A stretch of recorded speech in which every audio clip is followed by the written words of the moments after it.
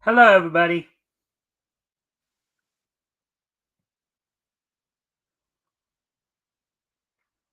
Hello, people. All right. So, Rick, well, out there, everybody, welcome to the Mikestand. Tonight, of course, I have Rick Piper from Cross Comics with me. Of course, before we talk about what's on tap for tonight, Rick, would you like to do any? Would you like to do any intros? Maybe share any links? Talk about anything you're doing, etc., etc., etc. Go for it. Of course, I am Rick Piper of Cross Comics, and I do comic books and stuff like that. I have my own YouTube channel as well, where I do a show once a week at this point. Explain that I haven't at the moment, but no real links at the moment. Hey, Leo, Elk, how are Xena, you? and Xena are only true savers. And of course, if you guys haven't already, if you guys can like and share the stream, see if we can get some more friendly people to engage, that'd be appreciated. Also, if anything grabs your attention, feel free to comment and/or ask questions, and we'll try to answer the questions to the best of our ability. So, Rick, was there anything else you wanted to add before we get going? No, I'm good. Yeah. Are you still having weather issues up there? I'm not sure, but like I've said before, the net in the house here is not the best, so. Yeah, because There's probably a you bit were of a reverbing a few delay minutes and ago, and you're kind of coming in and out at times. So it's like that's what I was asking. Um, but anyways, yeah, okay. and So, go ahead. I could try something to try and get it a bit better than that here. I might go out for a second. So All right, all right. So while he's fixing that, if you guys have any, of course, second any or two questions or here. comments, feel free to But you share can them. start if you want. All right. So, basically, so tonight we're gonna start with one article from Bounding into Comics, and then depending upon how fast we get through it, we'll um, we'll maybe do another. We also, of course, have the wrestling wrap up and the this day in each history segments towards the end. So with that, why don't we go ahead and share the article then, and then see about getting started here and right into it. As I said before, if you guys can help us out by liking and sharing the stream, see if we can get some more friendly people in here to engage. That'd be appreciated. Also, if anything grabs your attention, feel free to comment and/or ask questions, and we will try to answer the questions to the best of our ability. All right, so here's the first article we're gonna look at tonight. Kodansha summons new trailer for Ranger Reject, confirms worldwide simulcast to air exclusively on Disney Plus. Article by Nerdigans Inc., published February 22nd, 2024. All right, so Red Keeper, who is voiced in Japanese by Yuichi Nakamura, taunts Foot Soldier D, who is voiced by Yusuke Kobayashi in Ranger Reject 2024, Star Pictures. Okay, so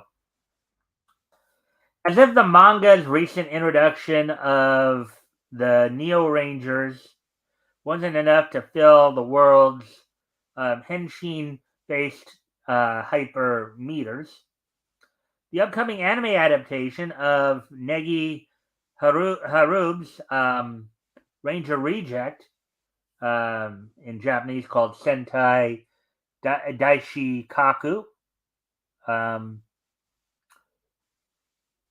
series, has both released a brand new trailer and confirmed its plans for a worldwide simulcast.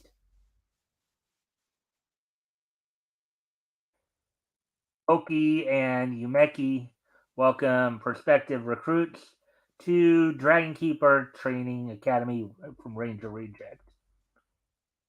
All right, so for those unaware of Negi Haruba's spiraling fresh take on the Sentai genre, now for those of you who don't know, Sentai is just a term they use for like like basically Power Rangers are what they call Sentai. Um, Yeah, so I take it with that, the Sentai genre, that would make there more than just Power Ranger type things. Like, yeah, yeah. so the So Sentai is more than just, the Mighty Morphin Power Rangers or yeah. Turbo That's basically Ranger the one or most people know. There's like also Kamen Rider and Saint Seiya. I think is considered Sentai as well. So um, are they all made by the same company or just different companies or what? different companies. Sentai is a genre. Sentai is a genre altogether. Sentai is usually the idea that the uniformed, powerful people. Ranger Reject follows the story of the Dragon Keepers, a colorful team of heroes who, 13 years prior to the series' start, were successful in eliminating the self-explanatory villainous army of alien, quote unquote, invaders and bringing relative peace back to the world. However, in the wake of the army's defeat, a number of its lower level minions, aptly named foot soldiers, find themselves trapped on Earth. Eventually captured by the Dragon Keepers rather than being outright eliminated by their captors, the villains are instead offered a deal. In exchange for their continued survival, they must help the heroes keep up their image as Earth protectors by participating in an ongoing series of, in smaller quotes here, weekly Sunday battles, staged formulaic fights held in full of the public. Always end with the colorful team coming out triumphant and the invaders brutally defeated. Oh boy. uh, yeah, I can already see. I think I can already see where this is going. uh, anyways, as we continue on here, let's see, time was up. Sounds like a novel concept. Uh huh. Fed up with the farce, one rebellious foot soldier named D, who is voiced by Yusuke Kobayashi, who provides a voice of Senku Ishigami and Dr. Stone, decides to infiltrate the Dragon Keeper's training facility, wherein the world's best and brightest all train together in service of one day making the actual team roster, with the hopes of not just finding his own freedom, but also helping his fellow invaders complete their original mission of world conquest. So, born out of the ashes of the old comes a new threat to the world. I had a El- feeling. I had a feeling that was coming. Elk says probably full view of the public. I'm not sure exactly what he means by that, Well, but I think because of how it was typed out, I guess. yeah. Because it says it staged formulaic fights held in full of the public, yeah, full view of the public. He actually caught the missing word there. I usually do, but after some backpiling and bonding courtesy of the keepers in training recruits, as well as a switching of places with the colorless cadet in training Hibiki Sakamura, who is voiced in the Japanese by Daichi Kajita, who voiced Yamato in Bikukurimon. Foot Soldier D's infiltration soon leads him to discover that everything he ever knew about both the Dragon Keeper and the invaders was all one big lie. Hmm. Released on February 19th, the latest trailer for Ranger Reject anime expands on the event seen in its preceding preview and showcases such further moments in Foot Soldier D's quest as his clash against the Dragon Keeper's corrupt leader, Red Dragon Keeper Sosei Akabana, who's voiced in the Japanese by Yuichi Nakamura, who provides the voice of Hajime Umemiya in Windbreaker. Um, Atop the roof of the Red Battalion's garrison. His first It encounter. sounds like an interest. Yeah, well, as with many anime, of course, there's a manga out there for it. I don't know if they've ever simulpubbed or have an English translation of the manga, but his first encounter with one of the original foot soldiers, XX, who's voiced in the Japanese by Hina Yumiya, who did Anna Yamada in The Dangers in My Heart. Foot Soldiers XX. Foot Soldier XX. And it happens to be a girl too. You know why that's kind of funny, Rick? You know Well, what makes that a little it's bit probably because ironic? of the chromosome. Well, Right. The no, there are chromosome chromosomes everywhere. aspect. Um, who has taken up a secret residence in Hibiki's closet. Oh, kind of like Rukia did in Bleach. And Rukia did it with Ichigo in Bleach, as well as his final clash against Blue Dragon Keeper Shogo Aoshima, who is voiced in the Japanese by Gao Inoue, who provided the voice of Keith Goodman in Tiger and Bunny. Um, Alongside the latest trailer, Ranger Rejects' third key visual showcases members of the colorless Cadet Rangers, including Tsukasa Shippo, voiced in the Japanese by Masanori Shimizu, who provided the voice of Mason Hart in Berserk of Gluttony. Renren Akebayashi, who is voiced in Japanese by Tomoyo Kurosawa, who provided the voice of Rebecca, the Japanese voice, anyways, of Rebecca in Cyberpunk Edge Runners. Angelica Yukino, who is voiced in the Japanese by Akari Kito, who provided the voice of Mikari Tachibana in Two and a Half Dimensional Seduction. Kai Shion, who was voiced in the Japanese by Yuki Ono, who provided the voice of Rensuke Kunigami in Blue Lock. Yamato Kurosu, who was voiced in the Japanese by Ryota Osaka, provided the voice of Kaede Midorikawa in Megilumiere, Magical Girls Inc. Ranmaru Koguma, who is voiced in the Japanese by Yukihiro Nozuyama, who provided the voice of Fuwa in Ragna Crimson. Eigen Yorabi, who was voiced in the Japanese by Seiichiro Yamashita, who provided the voice of Kakucho Hito in Tokyo Revengers, the Japanese voice. This is all, of course, Japanese voice. um, let's see.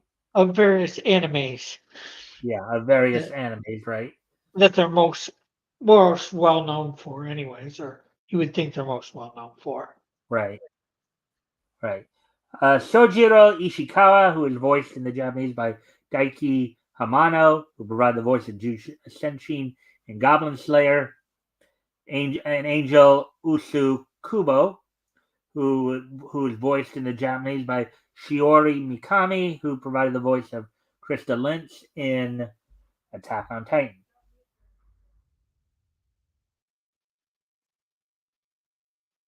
Uh, there's the promotional poster right there.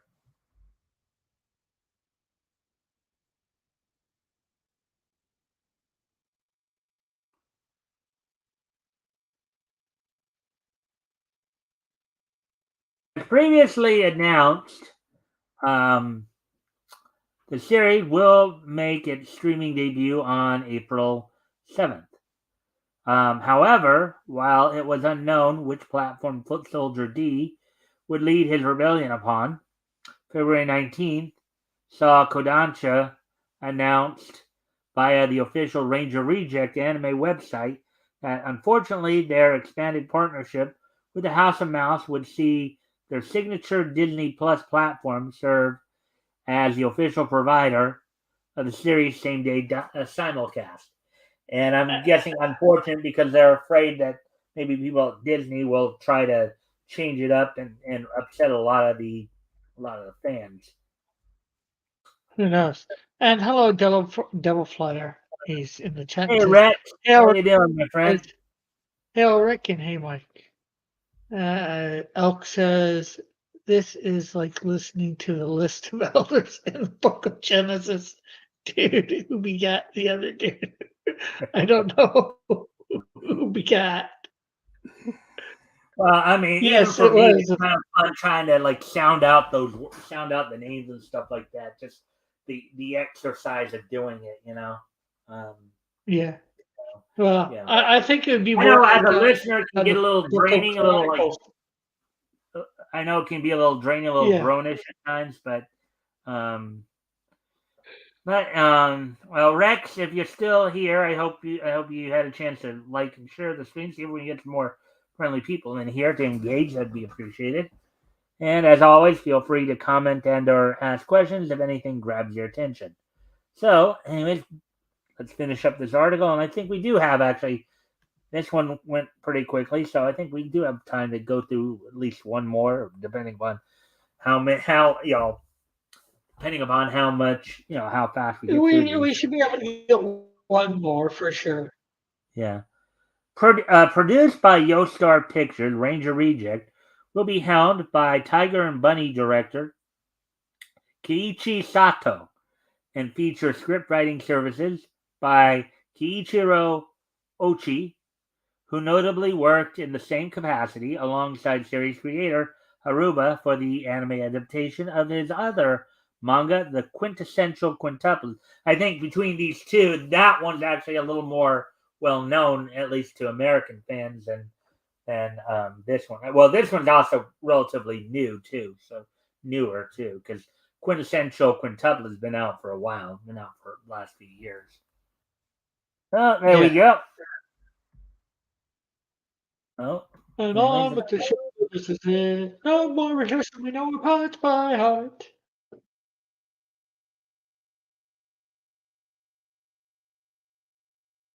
let's see.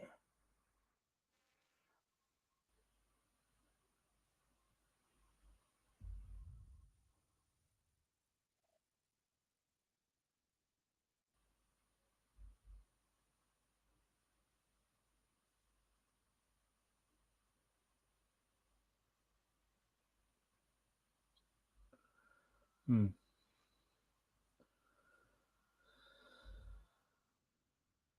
All right, let's see. That's in regards to the movie. Okay.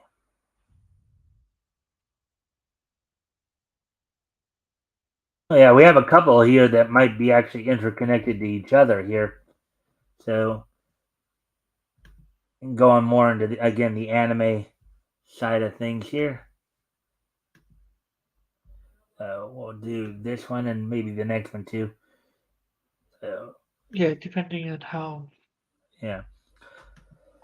Discotheque drop lovely complex localizer after he brags about rewriting character as transgender hating original source material. Quote, we made it good. This show sucked. Okay. Article by Nerdigans published earlier today. Oh yeah, I remember that we were talking a little bit about this last week. I know, like Vera Dark was one of them who was talking about this as well. Anyways, um, in the latest case of a localizer boasting over their successful bastardizing of an original Japanese work industry YouTuber Brendan um, Jello Apocalypse. I guess that's his online name or whatever. Jello Apocalypse. That's his Twitter handle. Blaber. Twitter Uh, or YouTube, yeah. yeah. Was recently caught bragging about his work, turning now this guy is actually listed as part of the like production staff too on this, according to behind the voice actor studio. So um, about his work turning the English language dub of Lovely Complex into the transiest English anime dub in existence, unquote.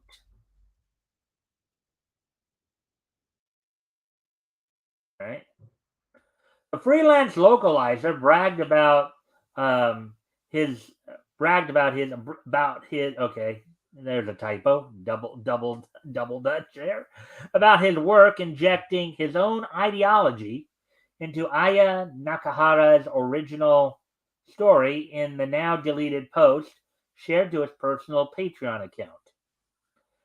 Titled Marissa and I Wrote an Anime Dub, the post in question saw Blaber. Now, Marissa, that's Marissa Lenny. She's a voice actress slash director of dubs, of dubs based out, she's done most of her work out of Dallas with formerly, Funimation, now Crunchyroll.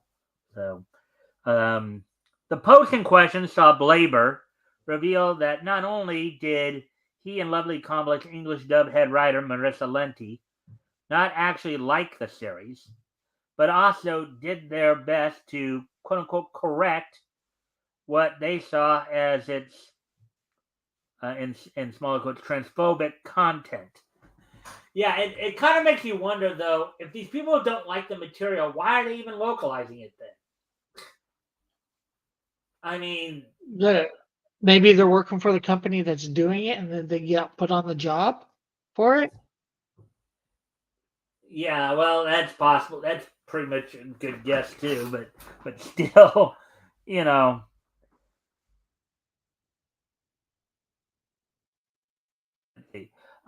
Quote: Marissa told me. Oh, what? Elk says for cash. Huh? Basically, so Elk says for cash, and basically the same almost the same reason that I gave, Yeah, or very along the same lines. Anyways, yeah. So, quote: Marissa told me she was annoyed about having to localize the scripts for the show because she had just watched through the show and didn't really like the characters, quote unquote.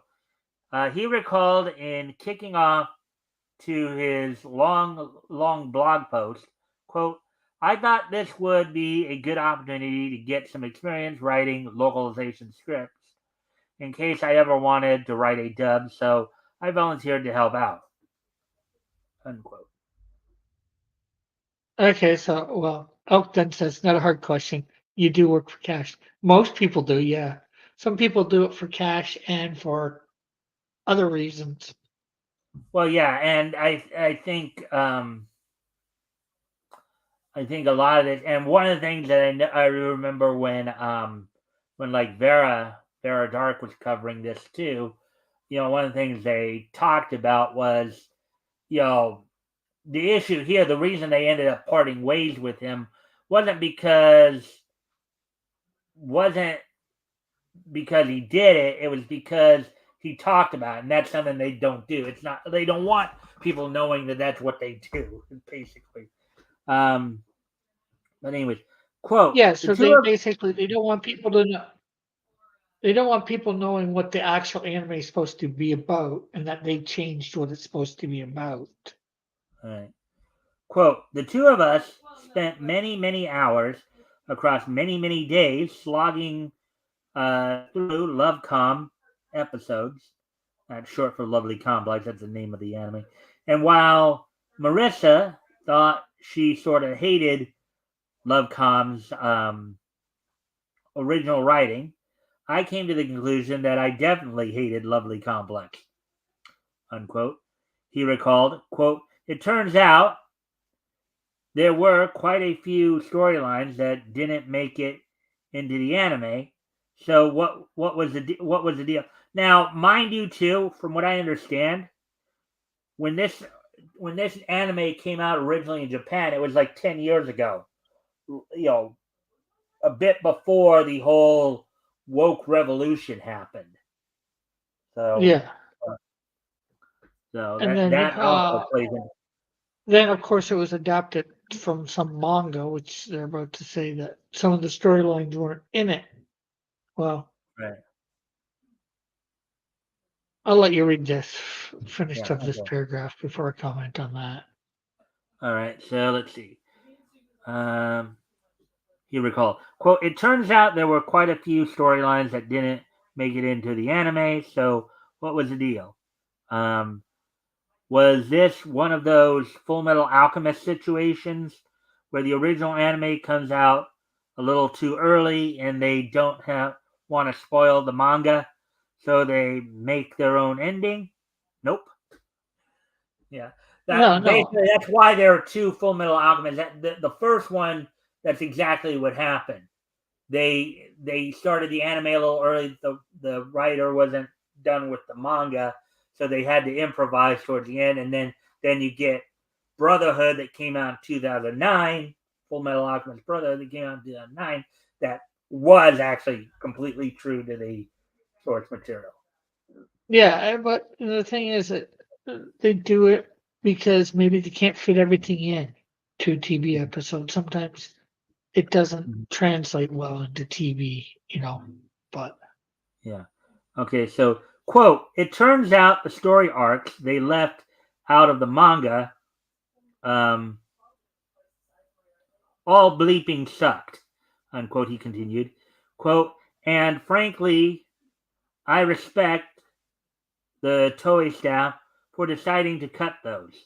Like the arc where an adult woman is hired to seduce Otani, a teenage boy, or the other arc where an adult woman tries to seduce Otani, a teenage.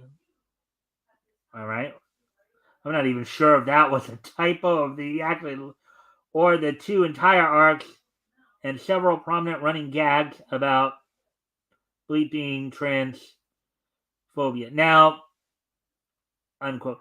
Now, for the first two things there about the whole idea of a quote unquote adult woman trying to seduce a teenage boy. As with anything, it's all relevant, you know, because in Japan, believe it or not, the age of consent, I believe, is 15 or 16. Okay. Whereas yeah, here, it's lower than yeah. Canada or the States. And what people tend to forget is the whole idea behind legal age of consent. That basically it means it's a standard, it's a legal standard that basically says the person is considered in legal terms old enough and mature enough to make adult decisions. For Okay, certain things, in that case, marriage, or sex, right. uh, helping is lack of editing. Sometimes we have a legal age for drinking, we have a legal age for various things that are different ages. A lot of times you Mhm. have a legal Yeah. age that you can um, go into the military. You know, Hmm. a Yeah. legal Well, age I that you mean, can get your driver's license. yeah, but you know, it's too well. You know, I don't know. I don't know. I think that it's more that way here in the maybe in North Americans. I don't know if in other parts of the world if they have that situation. I've heard that usually, you know, the age of consent is considered universal. Um, no, the age's consent is different in all well, cultures. okay. What I'm talking about is like, okay, so you were talking about like, okay, age of consent for sex is like 18, whereas Yeah, it's 18. It's also, um, you know, In it's Japan, also it's the age 14 you can get a driver's license. or It's the 15. age. It's the age you can go into the military. Whereas you have to, whereas to drink alcohol, to legally drink alcohol, you have to wait till you're 21. You know, Yeah, so well, I think each state is different, or it used to be, from what I yeah. know. Well, the states Uh, still are different. The state there's the federal here in the United States of America, the federal age of consent 18, but um, no, but I state mean by state, for state by drinking. state, huh? I mean for drinking, each state it has different for, Well, yeah, but anyways, and the age of consent is for sex is it was 14 in Canada. We moved it up to 16. yeah, yeah, it was 14 up in Houston. Yeah, well, even here in the states, there was a time it was like 14. Believe it or not. Actually, I looked into this a couple years ago because Yeah, when everything was going down with Vic and all that, and people were like, and you had all these people going off on all that stuff. I actually looked up. yeah, So there was actually a time here in our country. Okay, way back now. Granted, this is back in during the Revolutionary War period, mind you, but back during colonial times. The age of consent yeah. You. in Rhode Island was 7. Oh wow, that is low, but Yeah, I but know, like, but as one 100, when I 100, meant when I 200. meant okay, go ahead, Rick. I was just gonna say, yeah. Well, I know 100, 200 years ago it was, like 14 or around there, and that's because kids got married. They were a lot smarter back then. Well, smarter and more. They grew up a lot faster, more mature. Now we drag it out various Really? ways, and whether that's a good thing or bad thing, I don't know. Yeah. Well, the But idea was is that back in the 1700s, the average life expectancy, of course, was I think somewhere in the 50s or 60s. So the whole idea is to, Or of that's what course, they tell us. yeah. Anyways, But the idea was is that you needed to start having children faster, so that's probably why it was that way. Um, but but anyways, getting back to the article here. yeah, Um, to this end, Blaber then revealed that he and his fellow Lovecom localization team members disagreed with the series featuring of a cross-dressing character, Sato Kotobuki, as they felt the character should have been portrayed as transgender. Okay, so this is another thing where people are. There's another situation that we've seen a lot of the last few years here, where they're deciding to not respect the original source material, where they're basically saying, you know, characters that a person created were wrong in how they created them. It's like, telling people, if you really want to do that, create your own characters then. yeah. Well, see, the thing is, the problem is these people aren't even. They're just translating. It's like, it's who cares what you think? You're supposed to be translating, not Mm-hmm. re. Interpreting. Well, most likely you're reinterpreting. I guess you could be hired for a reinterpretation of it. Redo it, the wording and all that. But most of the time you're hired to do translating. So like a different language can enjoy this, All right. content. All right. So, anyways, moving on here. Quote: The Seiko introductory episode is about Seiko's gender identity, so it's not like we could write it out entirely, unquote, he claimed. Quote, but we change a lot of things to take the edge off. Nobuko's initial dislike of Seiko was changed to quote unquote, I don't know, I don't like her, my trans radar is going off, unquote, to being jealous there's another cute girl on campus and not wanting to lose out to a freshman. Hmm. Okay. Oh, in the sub, Otani and Risa's end of episode reactions could generously be called, in small quotes, confused, but they got the spirit, unquote, about the whole thing. Noted Blaber.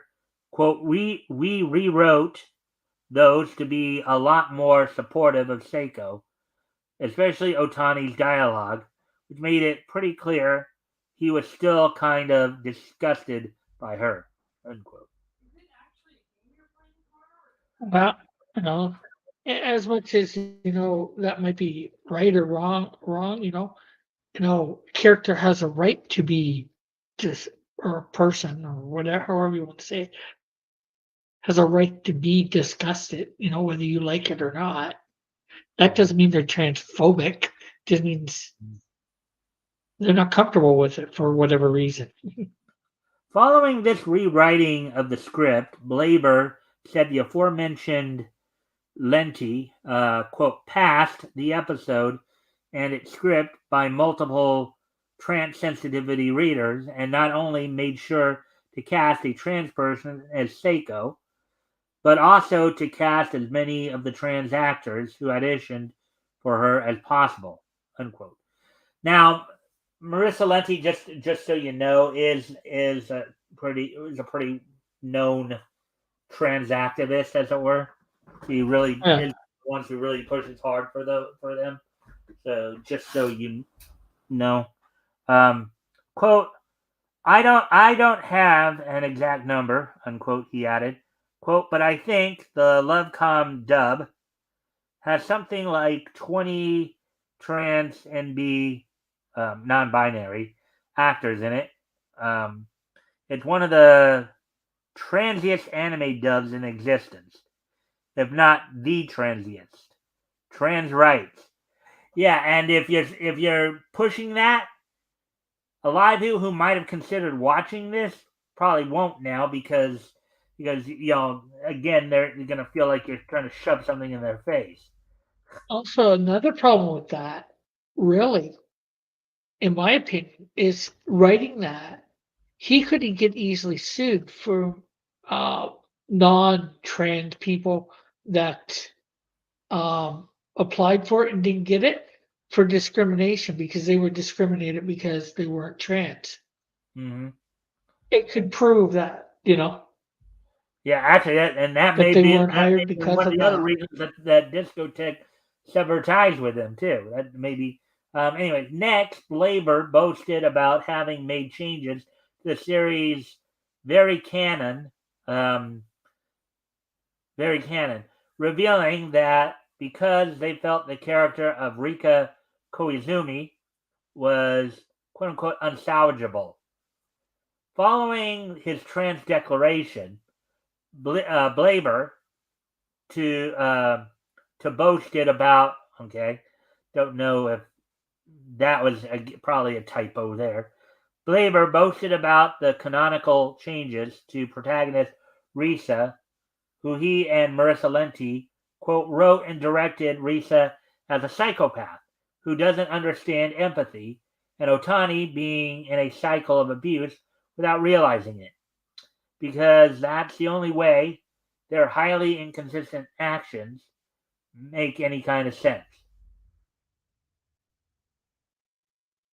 uh, Elk says needs editor. Yeah, most of the unfortunately bounding into comics needs editors, but they don't usually use them to go over these Yeah. things. Yep. I mean, I picked up on a number of them over the times I've covered the articles, but uh, quote unquote, fun fact, he exclaimed, quote, We canonically wrote and directed Risa. This okay. Oh, I did read that one. Oh, okay. They basically did they kind of rewrote the same thing in the next paragraph there. Quote, at one point, Otani literally tells Rika he, quote, in smaller quotes, bought a gift for her in preparation for the next time she got mad at him, which is what resolves their current tiff, unquote. The localizer exclaimed, quote, that's a trauma response. And it's in the sub, uh-oh, sisters.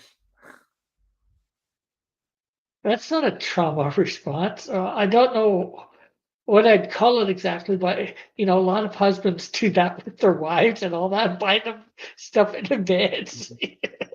So they won't get mad when they screw up somehow.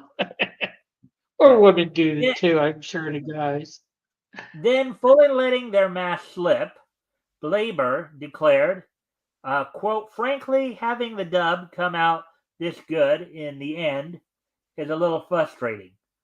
Anyone who watched this show as a kid and has fond memories of it and revisits the dub will think, quote, wow, it's just as good as I remembered, unquote. No, it isn't. We made it good. Uh, this show sucked. Um, A I don't TIFF know if this is is a now case where they declared redubbed it or trauma. something like but Uh, uh, quote Ti- oh Elk says a TIFF is now declared trauma. Yeah, there's that too. yeah. Quote, the amount of rough edges we shaved off of this are entirely invisible, unquote. He then claimed, quote, unless you buy the Blu-ray and turn on the DVD, the dub, while also keeping the Japanese subtitles on, which allows you to listen to our edits in real time, unquote. Yeah, Continuing which a lot of people do.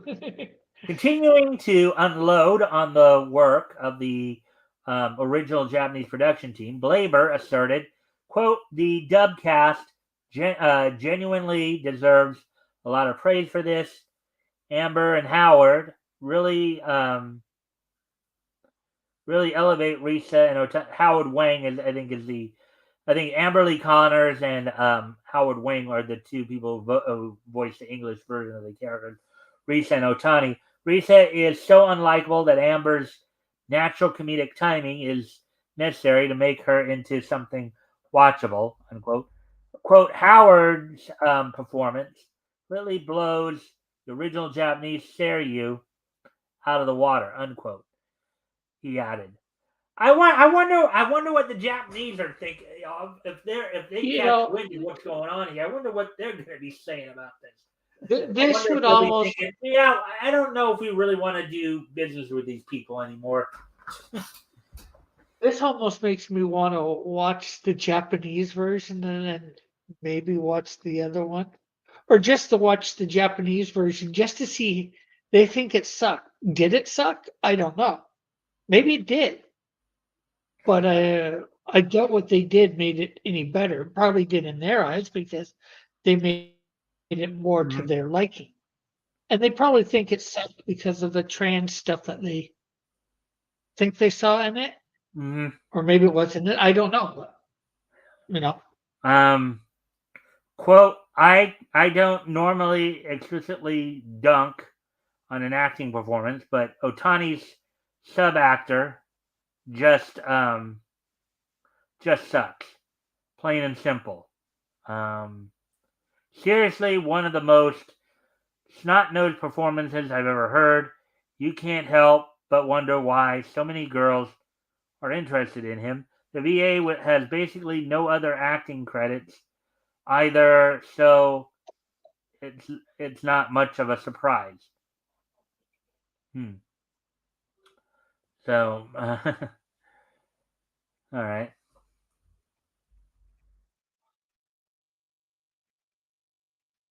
Eventually proceeding to wind down their post, Blaber, um, actually, quite honestly, as I've been reading this guy doesn't make much sense to me, quite honestly.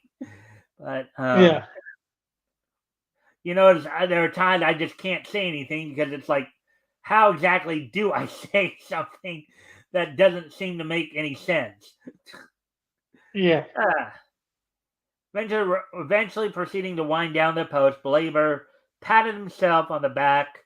Quote, anyways, all of that is to say, Lenti and I spent a long time on this dub. I'm very proud of the work we did.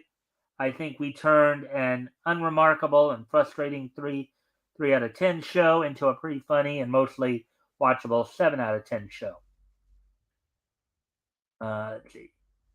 Next, seeking to assure fans that despite the work on the series, he definitely did not endorse its contents, the localizer performatively lamented, quote, I want to show off what we did. However, I don't really want to recommend that people watch Lovecom in order to see it.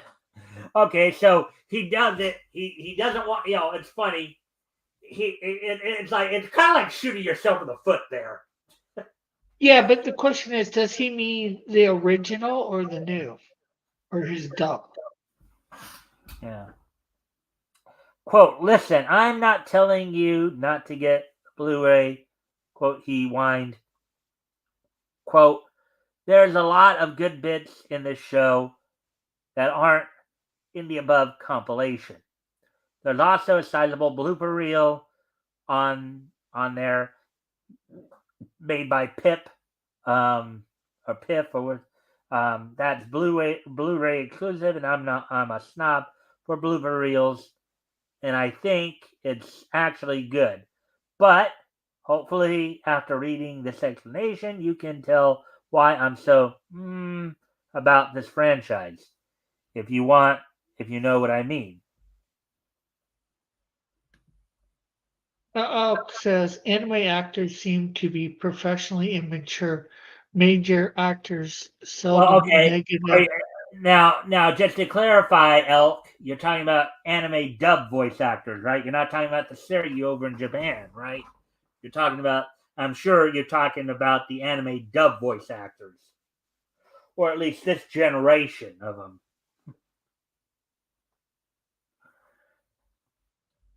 Because the series over in Japan, I think if they saw what was being done to their work, they probably would not be too happy about it either. But Anyways, anyway, on with because we'll probably want to get through this fairly soon yeah. since it's coming up on 10-2. Turning his condensation towards the series author, Blaber then pompously insulted, quote, this is one of those series that was written by a very strange person. Kind of like 50 Shades of Grey, and it just gets stranger and stranger the longer you look into it. Unquote. I wasn't a big fan. I watched 50 Shades of Grey. Now, I wasn't a big fan of it myself, but um, Quote, the I'm not way sure what all to the say about that. yeah. Quote, the way that all the characters talk and interact is wrong, unquote, he stated. Quote, the way Risa is painted as the good guy, despite despite makes exclusively bad decisions, makes every see. I'd rather watch it. I'd rather get somebody who would be willing to dub it correctly and watch that dub than watch Crunchyroll's dub here.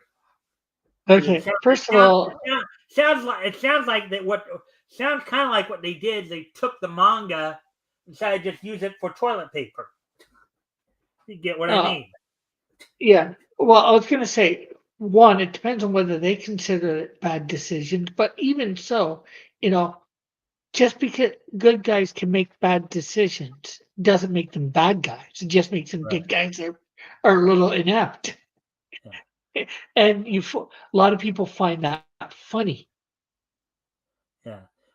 Makes everything feel like it's written by a woman with, in small quotes, I hate drama in her Twitter profile, and then 5 separate call out tweets right below it. You get the sense the author sees the world the same way Risa Koizumi does, and Risa Koizumi, as a character, only makes sense if she is a psychopath um, who does not understand human empathy. Putting a cherry on top of his entire self aggrandizing, Blaber ultimately revealed, quote, of note, the mangaka also makes a cameo in the final episode of the anime. Um, Mangaka being the creator of the manga. She shows up as a fashion designer, and everyone praises how pretty and talented she is. She then tells Risa, it's my job to make you look good. Oh, so a little breaking the fourth wall right there. That's breaking the fourth wall a little bit. Quote, I think you failed, ma'am. He turned up his nose. Quote, Lenti was the head writer on all this, and all their decisions were final. But I did tell them that if we didn't cut the characters praising the manga out of the episode in our dub, I would quit the co-writing position on the spot. But in a surprising twist, despite such boasting being par for the course from Western localizers, Blaber's blatant disregard for Lovely Complex's source material earned him an immediate pink slip from Discotek. Now, Discotek, for those of you who don't know, is a distributor. Um, they basically distribute the English dubs of the anime. Um, So they don't necessarily produce the dubs themselves, but they distribute it. So, um, Yeah. quote: we are aware of the comments made by the contractor that worked on Lovely Complex. Unquote. Acknowledged company owner Justin Savakis. In a now deleted follow-up tweet, quote, the English version was made with the supervision and approval of the show's original producers. Dubs commonly punch up the comedy and smooth over rough patches so that the end product aligns with the show's intended audience and provokes the intended response. And there will always be shades of gray when adapting a work.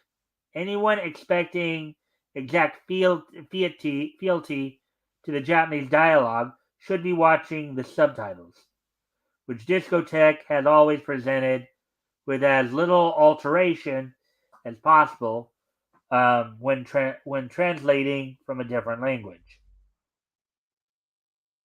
So, as noted above, shortly after its publication, Zavaka's tweet was deleted without explanation.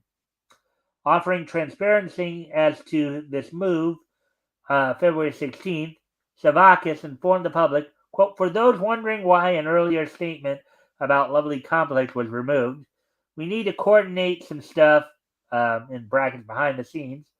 We'll hopefully have more to say at a later date. For now, sorry, but that's the pro world for you, unquote.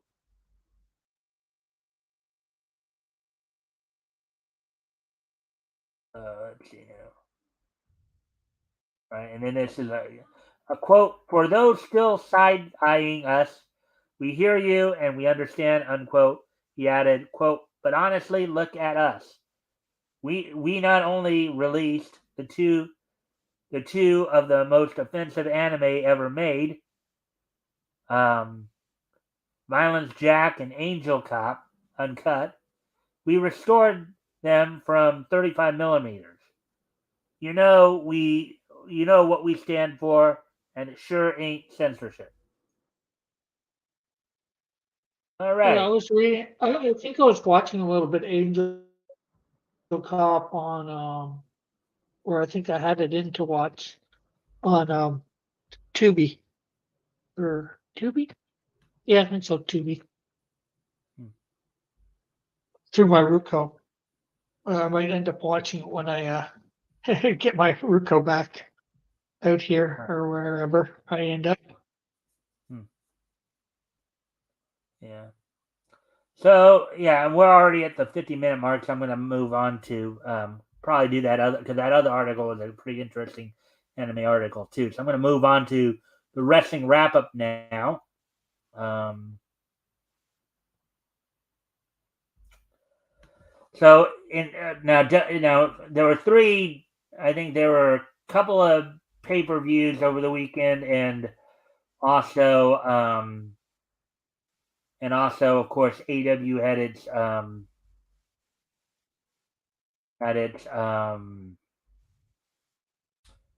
at Collision on Saturday. So we'll go through these a bit here real quick.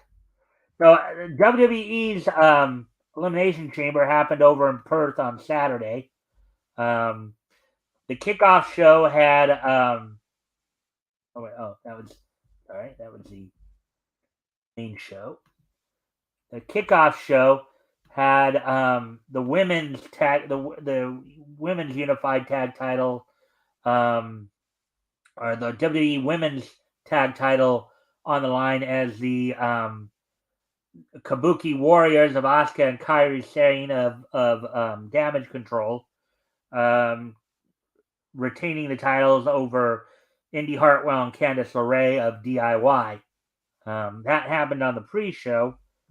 Um, And good night, Elk.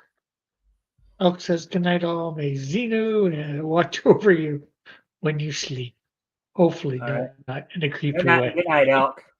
Thanks for popping in. Um, and then on the main show from Perth, the opening match of the night saw in a women's number one contendership elimination chamber match determine who would face Rhea Ripley at WrestleMania for the WWE Women's World Title. Becky Lynch outlasted Bianca Belair, Liv Morgan, Naomi, who recently made her return to the WWE after a successful stint in TNA or Impact Wrestling TNA. Raquel Rodriguez and the recently promoted Tiffany Stratton from the NXT brand. In a match for the WWE Raw and for the unified tag team titles, um, the Judgment Day duo of Finn Balor and Damian Priest retained the titles over the new Catch Republic of Tyler Bate and Pete Dunne. And then in a number one contendership match to see who would face Seth Rollins for the WWE World Heavyweight title at WrestleMania, Drew McIntyre outlasted Bobby Lashley, Kevin Owens, LA Knight, Logan Paul, and Randy Orton, in which AJ Styles had interfered in the match to basically screw over LA Knight, and then Logan Paul, after being eliminated, snuck back into the Elimination Chamber to cost Randy Orton the match. And then the main event saw the WWE Women's World Title on the line as Rhea Ripley defeated Nia Jax. So that happened all on the WWE side of things as they continue to march towards WrestleMania. As now WrestleMania will be WrestleMania I think is about a month away or so. Let's see, let me just WrestleMania 40.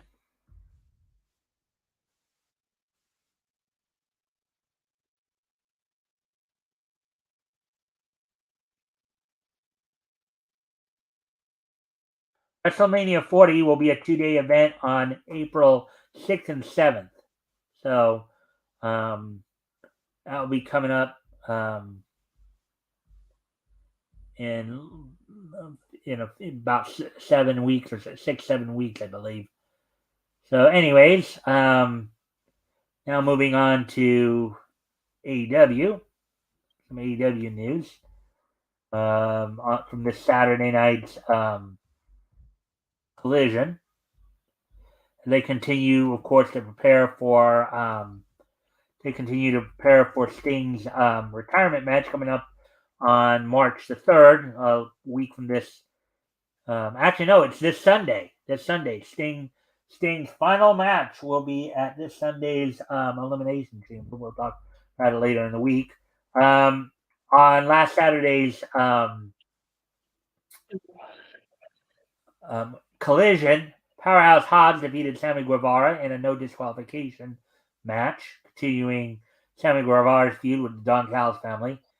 FTR defeated Shane Taylor Promotions, and announced after that match was for Revolution this Sunday in a rematch from their match in which they drew last week on Dynamite. FTR of Dax Harwood and Cash Wheeler will be taking on the Blackpool Combat Club members of Claudio Castagnoli and John Moxley okay, we'll talk a little bit more about the other thing in a second.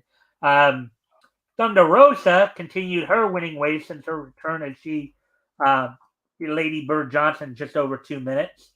The members of the faction, Billy Gunn, Colton Gunn, and Jay White of the Bang Bang Scissors Gang won their 6-man match over the Iron Savages and Jack Jameson.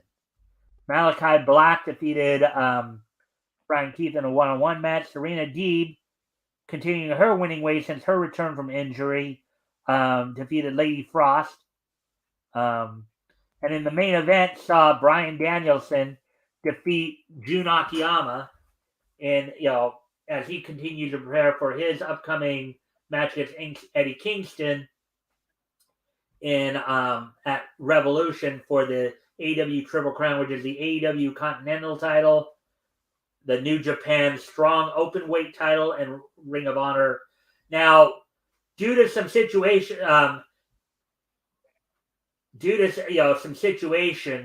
that happened during this match, in which Bryan Danielson was trying to get under the skin of Eddie Kingston, who was providing commentary for the match during the match. Danielson had failed to show respect towards Eddie Kingston, would not shake his hand. One of the things that, of course, Danielson will have to do, regardless of the result of the match, he'll have to shake Eddie's hand after their match at Revolution. So he shook Jun Akiyama's, and Jun Akiyama is one of Eddie Kingston's heroes, right? He's somebody who Jun Akiyama is a 30-year veteran of pro wrestling over in Japan. So it led to kind of a bad situation in which Danielson ended up going after Akiyama, and then Eddie Kingston went after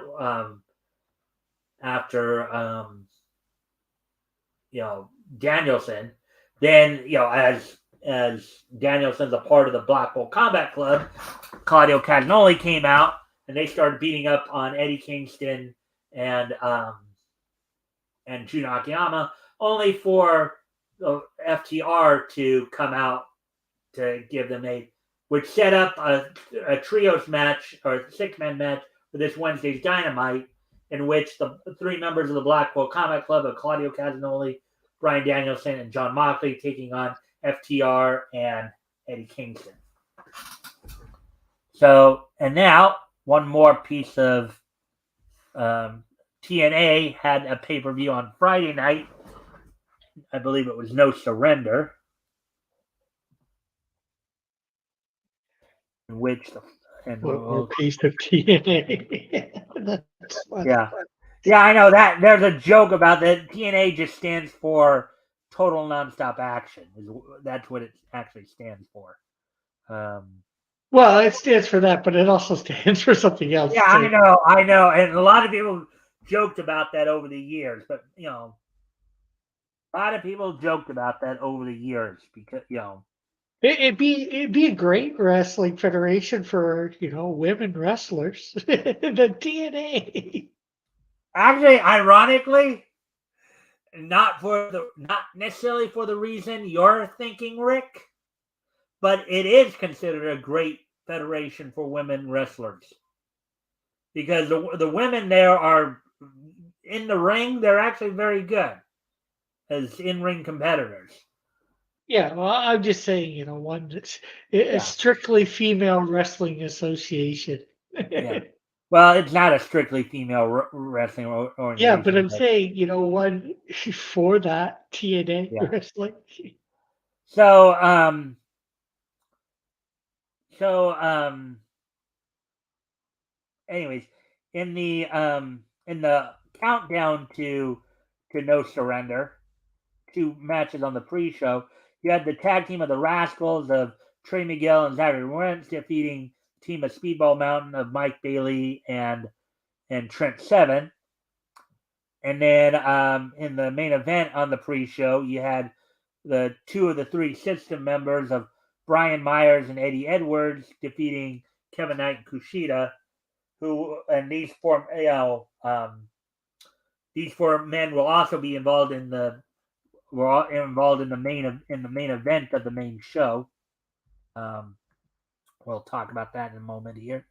Um, at No Surrender, um, opening match saw Eric Young defeat Frankie Kazarian to become the number one contender um, for the TNA World Title. He'll be set up to take on Moose at Sacrifice. Um, then in the finale of the best of three series, the TNA World Tag Team titles, champions ABC won the match and the series over grizzled young vets of James Drake and Zach Gibson. PCO defeated Cone by disqualification. The Knockouts World Tag Team titles, which the Knockouts is the women's tag team titles. That's what they call the women's division, their Knockouts division. MK Ultra regained the Knockout World Tag titles over Decay, having lost it to them a month ago at Hard to Kill. Josh Alexander defeated Simon Gotch in a no surrender rules match, in which the cornermen, the only way for a competitor to win the match was to get his opponent's cornermen to throw in the towel. Moose retained um, the world heavyweight title over Alex Shelley in that match.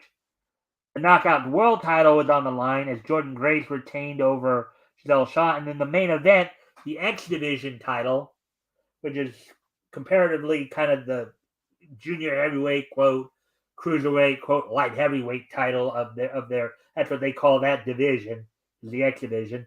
Mustafa Ali making his in-ring debut with TNA defeated Chris Sabin for the title. So that's all we got for the wrestling wrap up. And I know we're already over an hour. So trying to get through this as quickly as possible here. So now, today being Monday, February 26. The 26th, 2024. Let's take a look back at this day in Nietzsche history. History! So first off, I'm going to head back to 1999. As on this Well, date, that's not too long ago. so 25 years ago today, on this date, Babar, king of the elephants. A bar. Yeah, the traditionally animated film directed by Raymond Jellyfish and made by Nelvana Limited, premiered in movie theaters on this date back in 1999. So 25 years ago today, Babar, King of Elephants, produced by Nelvana Limited, among other companies, um, premiered in theaters on this date back in 1999.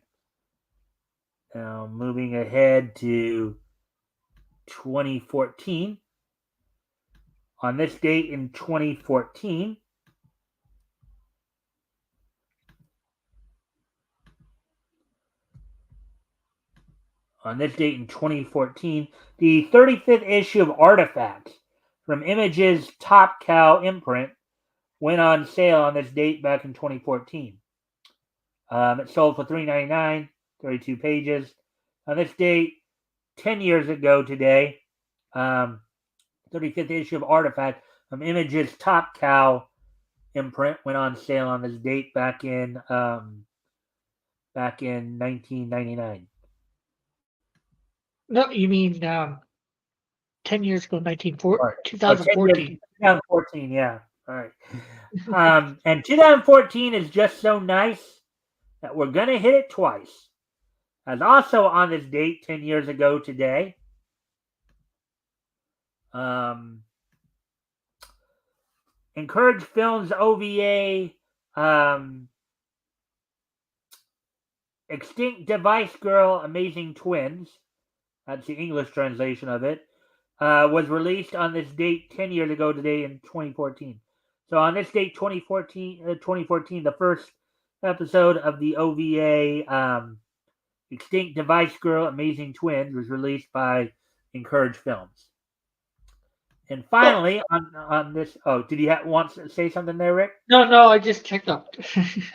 All right.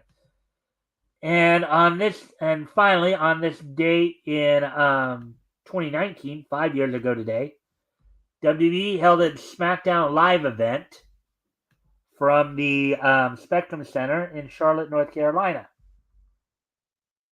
The main event saw Kevin Owens and Kofi Kingston defeat Daniel Bryan and Rowan.